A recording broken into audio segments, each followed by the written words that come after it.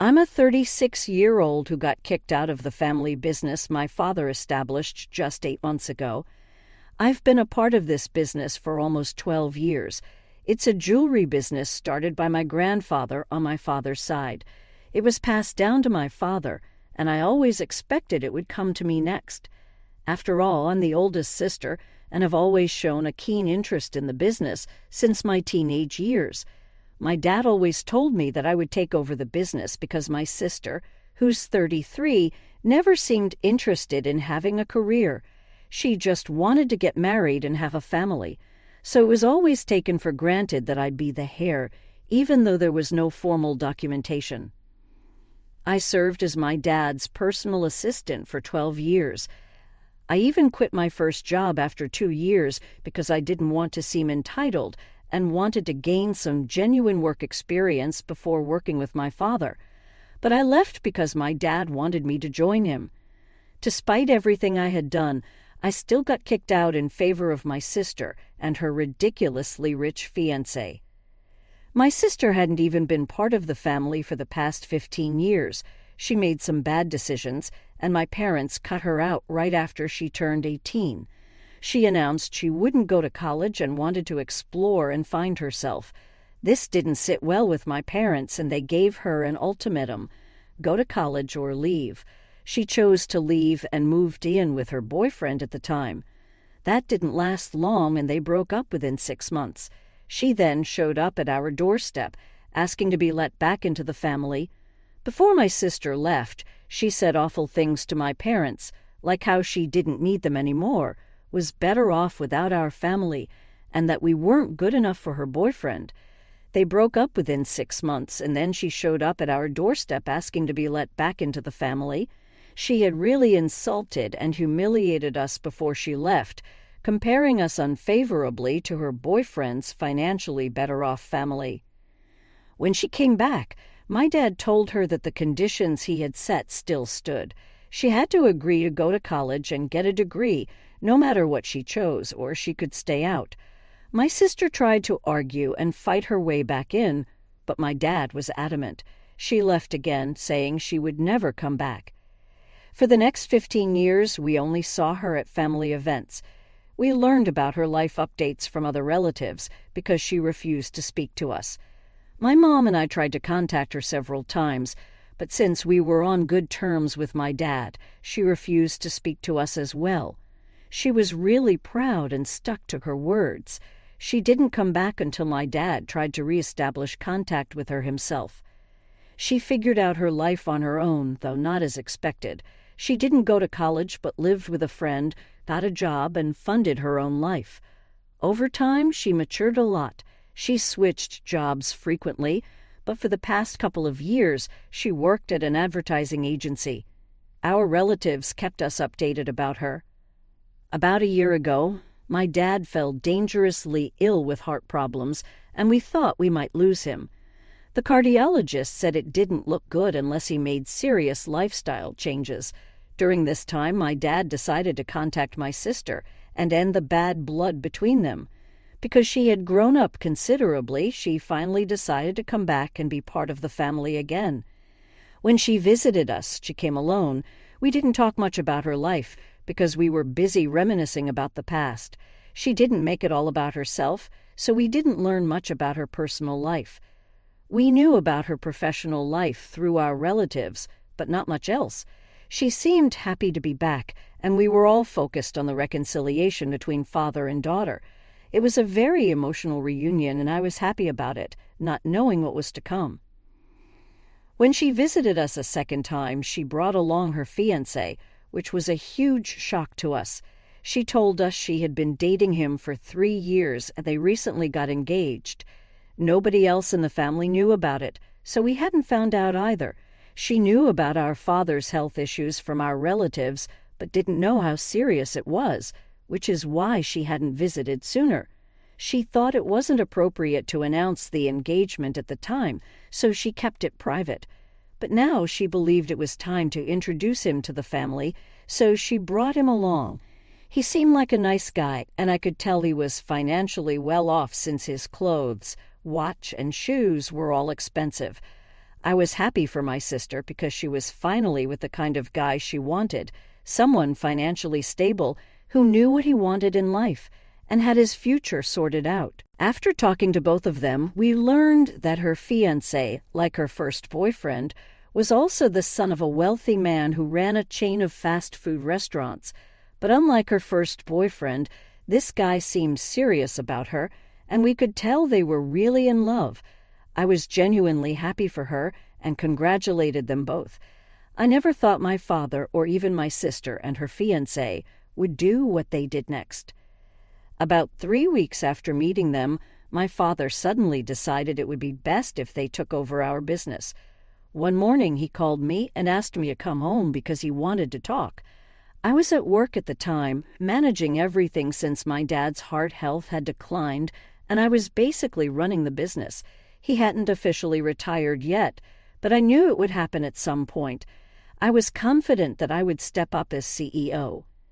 That day changed everything. My sister and her fiancé weren't there when I arrived, but my parents were, and they looked grim. After some small talk, my dad delivered the crushing news. I thought he was joking, but when I realized he was serious, I couldn't believe it. When I asked why he would make such a decision after just 3 weeks, he told me he had his reasons and refused to explain. After considerable arguing, he finally said he believed they would be more capable than I was. He also thought it could be a welcome gift to bring them back into the family since they were getting married soon. I tried to convince him this was a horrible idea, that a wedding gift didn't need to be as big as an entire business.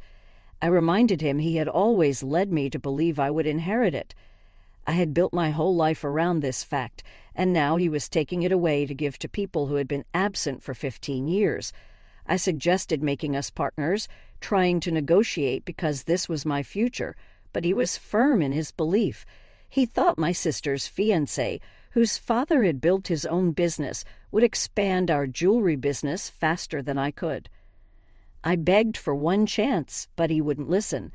I was heartbroken, not just because I was losing something so big, but because I had devoted 12 years of my life to this and still hadn't earned my father's respect. If he respected my work and effort, he wouldn't have kicked me out. That day, I decided to cut all ties with my family. I had nothing left to say to them. I expected my sister to fight for me, but she let me down by accepting their so-called wedding gift, which was my life's work.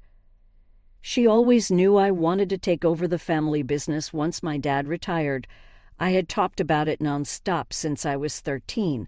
When she accepted the wedding gift, she was taking my dreams as her own. She made a post on social media to thank our parents and announced her engagement. After that, nobody from the family reached out to me, which was the most hurtful part. They didn't seem to care about me. The day I left my father's house, they stopped speaking to me, and I felt used, like 12 years of my life had gone to waste. I was thankful I had enough savings to fall back on. For a couple of months, I did nothing and tried to put my life back together. That was 8 months ago. I started therapy because I was spiraling into depression and needed help. I blocked my sister and told my relatives I didn't want to hear anything about them. I requested not to be told anything about my family, no matter how big it seemed, because I didn't want to know. They respected my wishes and kept everything secret, so I had no idea that my dad's health had been steadily deteriorating. My sister and her fiancé didn't care at all. I found out about this only a week ago when my dad called to tell me he was in the hospital after suffering a cardiac arrest. He used someone else's phone because I had blocked his number, and honestly, I felt guilty. But then I remembered what he did to me 8 months ago, and the guilt lessened. When he called and said he was suffering, I told him I'd be right there. I left everything and went to the hospital. My mom and dad were there, but my sister and her fiancé were nowhere to be found. I was confused since they were running the family business now. I couldn't help but ask about my sister and her fiancé.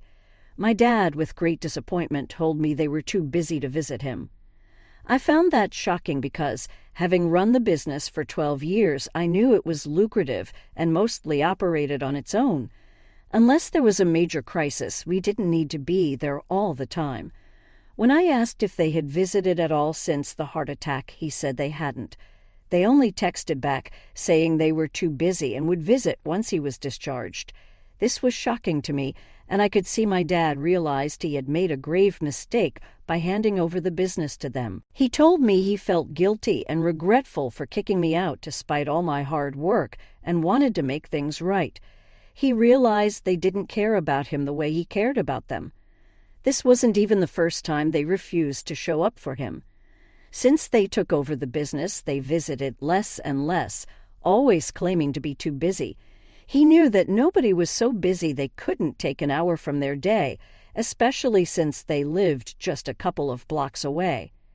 He never said anything about it, but now they had crossed the line, and he couldn't take their disrespect anymore. He wanted to take his company back and give it to the person who actually deserved it. We discussed this in the hospital room, and he invited me back into the business. I was overjoyed. He apologized for everything, and though I'm not completely over it, I forgave him because getting back what I deserved was most important. The problem now is that he had this conversation with my sister too, telling her he wanted her to step away. He realized that despite his care, she had never been there for him, and he couldn't tolerate the disrespect. He wanted his company back to give it to the rightful person. Unsurprisingly, my sister is upset and blames me. She called me this morning, accusing me of being a horrible person and doing something cruel to her. I don't understand why she's being so crazy about it. I feel like there's something we don't know, but she's acting like she's lost everything and it's all my fault. The truth is, it's not my fault that my sister didn't visit our dad in the hospital. A cardiac arrest is a big deal, and she could have taken time off work to see him. She was selfish, and now I'm getting what I deserved from the start. 8 months ago, she had no problem accepting a gift she knew she didn't deserve. So why should I turn my back on something that rightfully belongs to me? She's pretty torn up about it, and I tried to console her, but she hung up on me. Now I'm wondering if I'm the bad guy because it seems like I always have to take the fall. Am I the asshole for allowing my father to ask my sister and her fiancé to step out of the family business so I can take over? Update 1. Thank you all so much for the response to my post. I kind of knew I didn't deserve the flack from my sister, but hearing it from you guys made me believe it even more.